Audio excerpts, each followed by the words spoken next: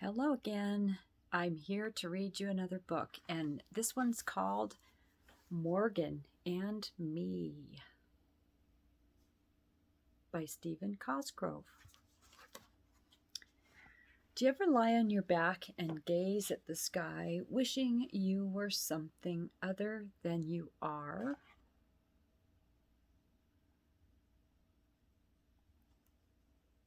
In a far-off land of later, there was a beautiful princess who was always dreaming of being someone other than herself. When her chores in the castle were to be done, she could be found lying on her back, dreaming of paupers, princesses, and dewdrops. She would dream she was a pauper, for she was. She would dream she was a princess, for she was. And she would dream she was a dewdrop, but she really wasn't a dewdrop.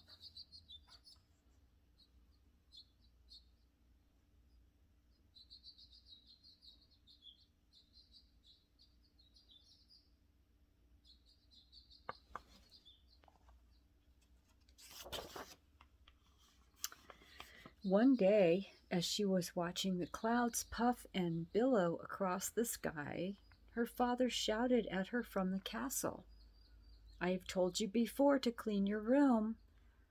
Now I find you've done nothing all day but dream." "I'll be there in a minute," she shouted, but instead of minding her father, she decided to take a walk in the woods.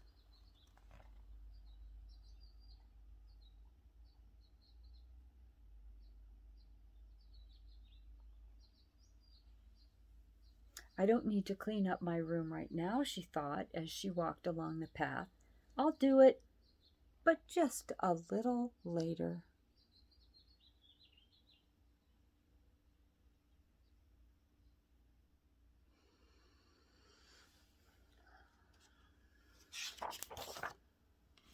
She walked deeper and deeper into the forest. The trees made a beautiful canopy over her head. The moss at her feet felt like a velvet carpet. "I should go back before I get lost. I'll go back, but just a little later." She walked on and on into the forest.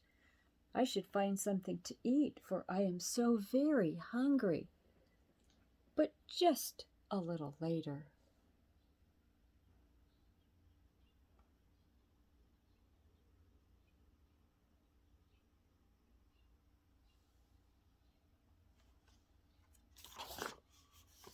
The forest became darker and the path became more twisted and gnarled. Brambles were tearing at her clothes, but the little princess knew the path must be prettier up ahead. Besides, she could always turn around and go back later. As she walked farther, the dark shadows began closing in around her.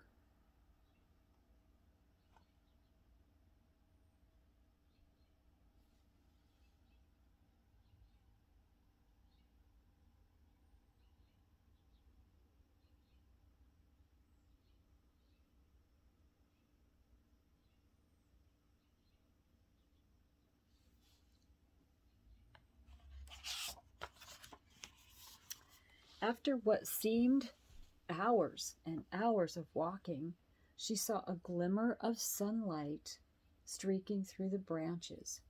"That must be a meadow," she said, and with that she hurried through the stickers and darkness to the sunlight ahead.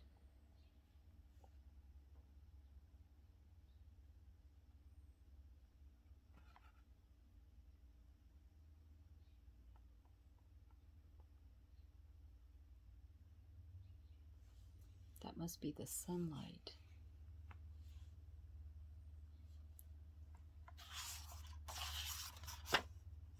Happily, she stepped into the clearing. What a beautiful meadow! There are flowers growing in every corner, and the clover, just smell the clover. The princess was absolutely delighted. Never had she seen anything quite so beautiful. She was still hungry and she knew she had to get home, but she could always do that just a little later.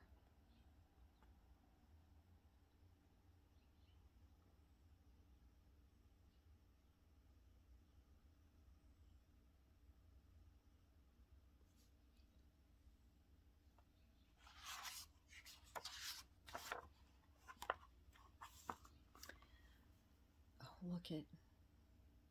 She was having so much fun that she had run around the meadow nearly 4 times before she noticed a large shape leaning against a tree.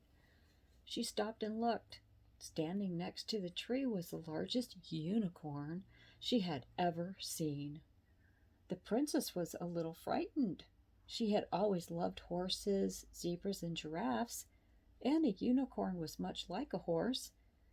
Boldly she walked right up to him and asked, "Why are you standing there, Mr. Unicorn?" Then she noticed that the unicorn's beautiful pearl horn was caught in a branch of the tree.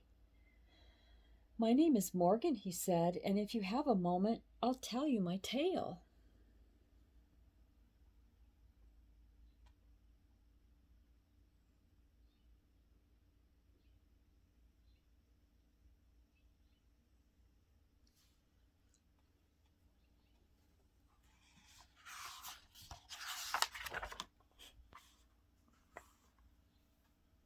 It seems that Morgan was a fun-loving and playful unicorn.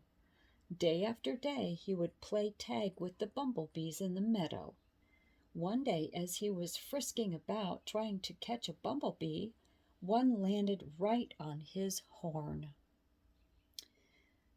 Morgan was shocked at having the bumblebee so close, and he looked up to see what he was doing. He looked up to see what he was doing. Now, we all know that if we don't watch where we're going, we'll run into something. And sure enough, Morgan ran right into the tree and stuck his horn into the branch.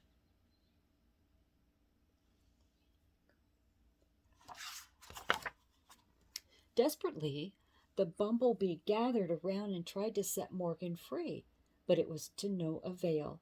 Morgan was left all alone in the shadow of the tree, helplessly stuck. Poor Morgan.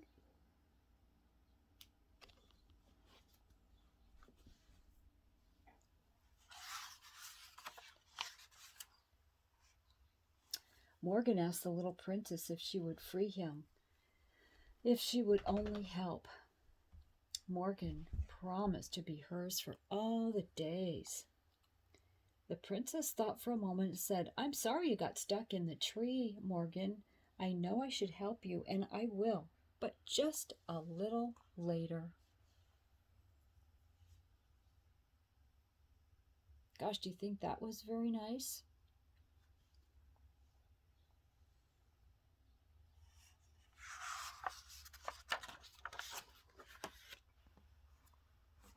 Thoughtlessly, the little princess played at her leisure, and when she became bored, she decided that she would help Morgan.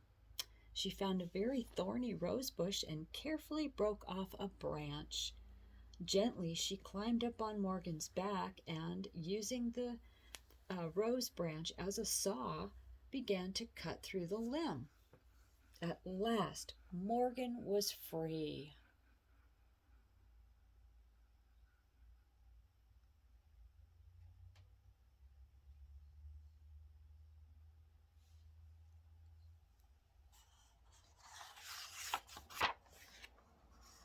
Morgan was very grateful, even though the little princess had taken her time. Morgan followed her obediently through the clover.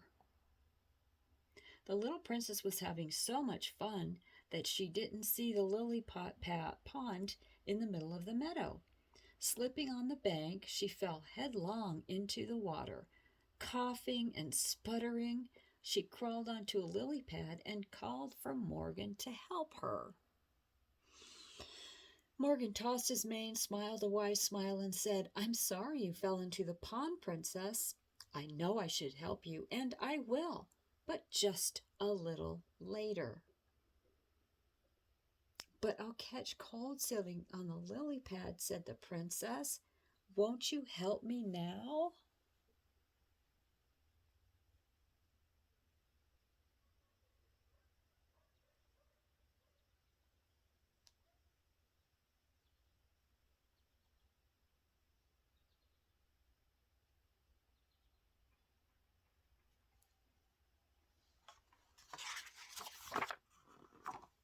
Sadly, the princess thought for a moment.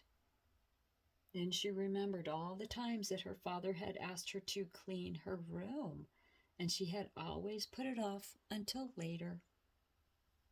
She even knew how Morgan must have felt when she told him she'd help him later. And with a tear in her eye and a lump in her throat, she said, Morgan, I'm sorry for always living in the land of later. Please help me. I promise always to do what should be done instead of just a little later. Morgan nodded his head and slowly lowered his great horn so the princess could climb from the water. Then and forever after, Morgan and the little princess were the closest of close friends.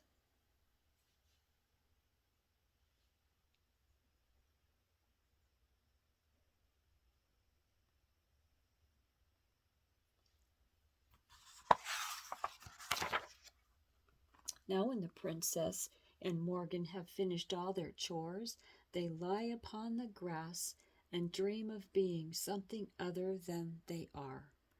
They dream of paupers, princesses, and dewdrops, and sometimes, just so he won't scare anybody, Morgan doesn't wear his horn.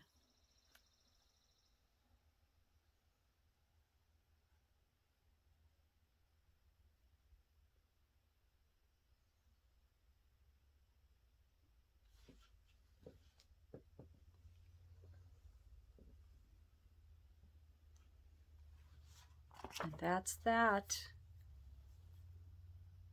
Morgan and me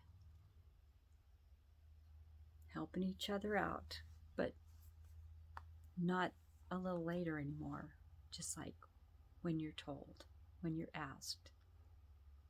So nobody has to wait on you.